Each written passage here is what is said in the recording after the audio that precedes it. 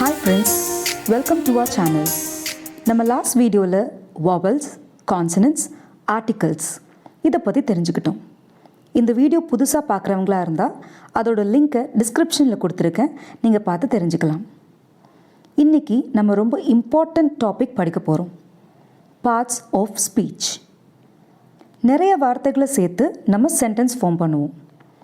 அந்த ஒரு வார்த்தையும் இந்த பார்ட்ஸ் ஆஃப் ஸ்பீச் இந்த டாபிக்குள்ளே தான் அடங்கும்.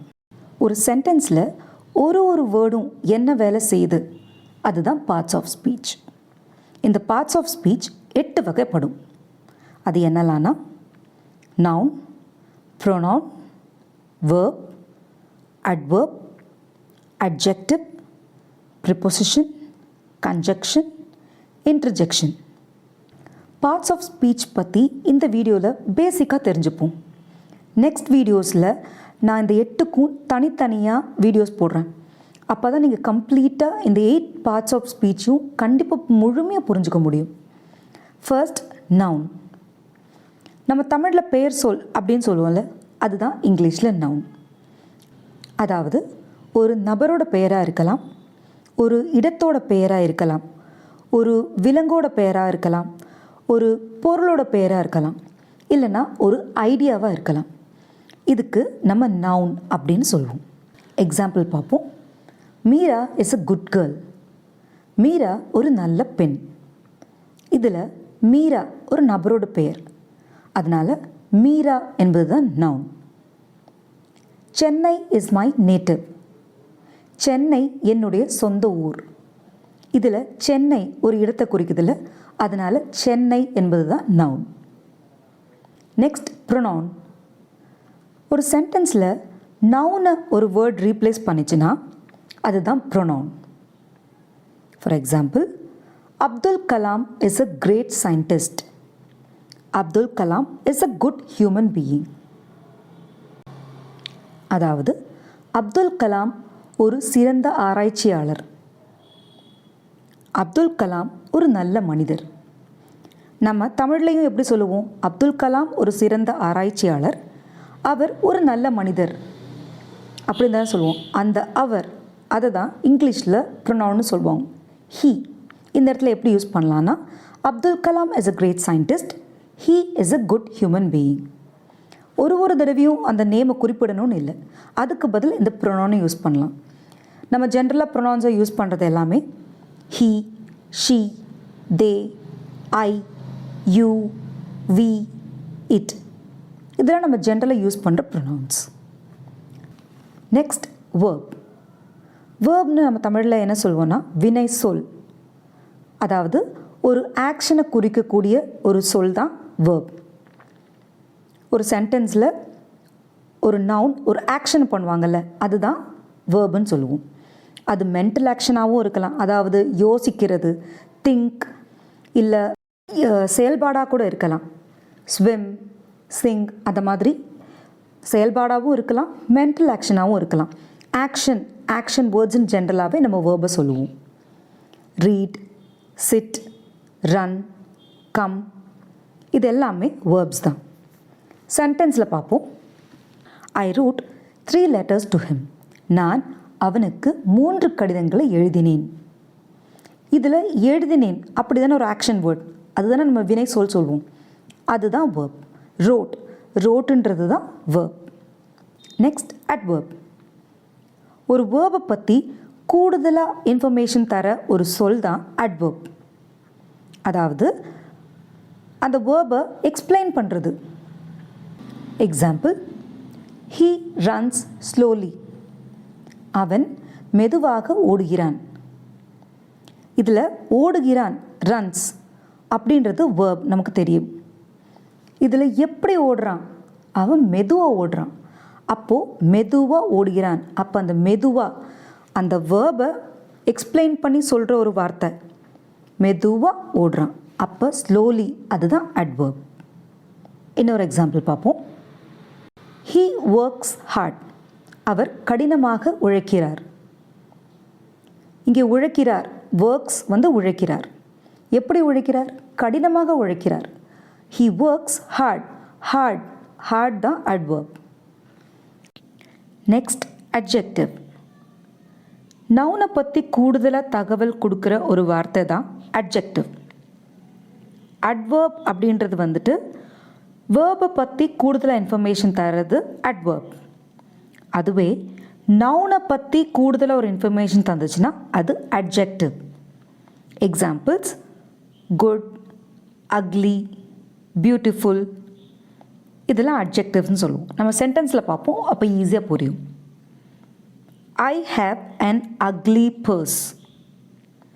என்னிடம் ஒரு அசிங்கமான பணப்பை உள்ளது. இதில் பர்ஸ் அதுதான் நவுன். இந்த பர்ஸை விவரிக்கிற ஒரு சொல் அசிங்கமான பர்ஸ். என்கிட்ட அசிங்கமான ஒரு பர்ஸ் இருக்குது. அப்போ அந்த நவுனை பற்றி விவரிக்கிறது. அதனால் அக்லி, அசிங்கமான அப்படின்னு சொல்கிற அக்லி தான் adjective. நெக்ஸ்ட் சென்டென்ஸ் பார்ப்போம். She has a good friend. அவளுக்கு ஒரு நல்ல தோழி இருக்கிறாள். இதில் ஃப்ரெண்ட் அப்படின்றது தான் நவுன். தோழி, ஃப்ரெண்ட் தான் நவுன். அந்த ஃப்ரெண்ட் எப்படிப்பட்ட ஃப்ரெண்ட்? குட், நல்ல ஃப்ரெண்ட். அப்போது அந்த நல்ல அதுதான் adjective. நவுனை விவரிக்கிற ஒரு சொல் தான் adjective. Next prepositions. ப்ரிப்போசிஷன் வந்து நம்ம நவுனுக்கோ ப்ரொனவுனுக்கோ முன்னாடி யூஸ் பண்ணுவோம். இது நவுனுக்கும் ப்ரொனவுனுக்கும் அந்த சென்டென்ஸில் இருக்க வேறு வேர்ட்ஸ்க்கும் தொடர்பு ஏற்படுத்தக்கூடிய ஒரு வார்த்தை தான் ப்ரிப்போசிஷன். நம்ம ஜென்ரலாக ப்ரிப்போசிஷனில் யூஸ் பண்ணுறது வந்து இன், வித், அண்டர், அட், ஆன், இந்த மாதிரி நிறைய யூஸ் பண்ணுவோம். எக்ஸாம்பிள்ஸ் பார்ப்போம்.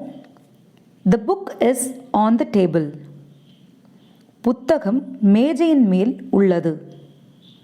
இங்கு ஆன் இதுதான் ப்ரிப்போசிஷன்.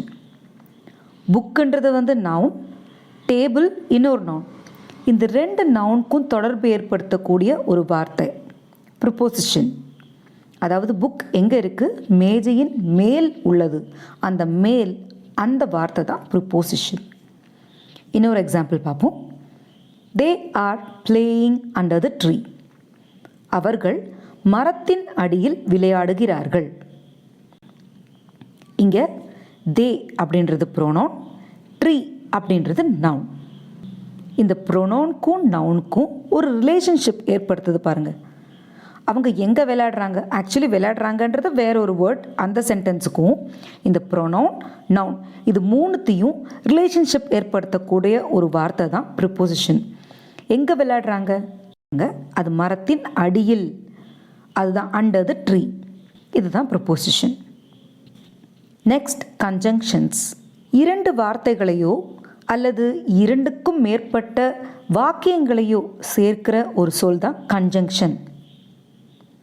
எக்ஸாம்பிள்ஸ் வந்து அண்ட், பட், ஆர், பிகாஸ், இந்த மாதிரி நிறைய யூஸ் பண்ணுவோம் நம்ம கன்ஜங்ஷன்ஸாக. சென்டென்ஸில் எக்ஸாம்பிள்ஸ் பார்ப்போம். I have 2 dogs and a cat.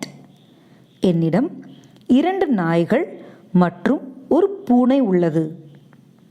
இதில் என்னிடம் 2 நாய்கள், ஐ ஹாவ் 2 dogs, ஒரு பூனை உள்ளது, a cat. இந்த ரெண்டுத்தையும் இணைக்கக்கூடிய ஒரு வார்த்தை and. இதுதான் கன்ஜங்ஷன். Next interjection. நம்ம பேசும்போது சில இமோஷன்ஸை வெளிப்படுத்துவோம். சில வார்த்தைகளால் அந்த இமோஷன்ஸை வெளிப்படுத்துவோம். எப்படிப்பட்ட வார்த்தைகள்னா, ஹோ அப்படியா, oh my God, wow super, அப்படிலாம் நம்ம நிறைய வார்த்தைகள் வெளிப்படுத்துவோம் இல்லை. இதுதான் interjections. Example, oh we lost the match. ஓ நாம் போட்டியில் தோற்று போனோம். இந்த ஹோ இருக்குல்ல, இதுதான் interjection. Congrats you have a baby girl. இதில் கங்க்ராட்ஸ் இதுதான் இன்டர்ஜெக்ஷன். அதாவது நம்ம இமோஷன்ஸை வெளிப்படுத்துகிற ஒரு வார்த்தை தான் இங்கிலீஷில் இன்டர்ஜெக்ஷன்ஸ் சொல்லுவோம். பார்ட்ஸ் ஆஃப் ஸ்பீச்சில் 3 கொஷின்ஸ் போடுறேன். அதோட ஆன்சர்ஸ் தெரிஞ்சதுன்னா நீங்கள் கமெண்ட் பண்ணுங்கள். இதோட ஆன்சர்ஸை நம்ம நெக்ஸ்ட் வீடியோவில் டிஸ்கஸ் பண்ணலாம். ஷைனி பிளேஸ், இதில் verb எது? மீரா ஸ்பீக்ஸ் இங்கிலீஷ் வெல், இதில் adverb எது? she loves animals, இதில் pronoun and noun எது? இந்த 3 கொஸ்டின்ஸோட ஆன்சர் தெரிஞ்சதுன்னா கமெண்ட் பண்ணுங்கள். நம்ம லாஸ்ட் வீடியோவில் ஆர்டிகல்ஸ் பற்றி 3 கொஸ்டின்ஸ் கேட்டிருந்தோம். அதோட ஆன்சர்ஸ் இப்போ டிஸ்கஸ் பண்ணுவோம். First question, that is an excellent book. ஏன்னா எக்ஸலண்ட் ப்ரொனவுன்ஸ் பண்ணி பார்த்தீங்கன்னா vowel சவுண்ட் ஏ வருது, அதனால எக்ஸலண்ட்க்கு முன்னாடி an யூஸ் பண்ணுறோம். Second question, I need a kilogram of sugar. ஏன்னா கிலோகிராம் கான்சனன்ட் சவுண்ட் வருது, அதுக்கு முன்னாடி ஏ யூஸ் பண்ணணும். Third, yesterday I saw a movie and the way he presented the movie was perfect.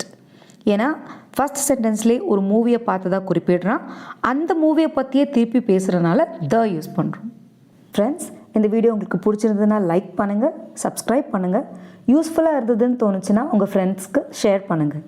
Bye friends, next வீடியோவில் continue பண்ணலாம்.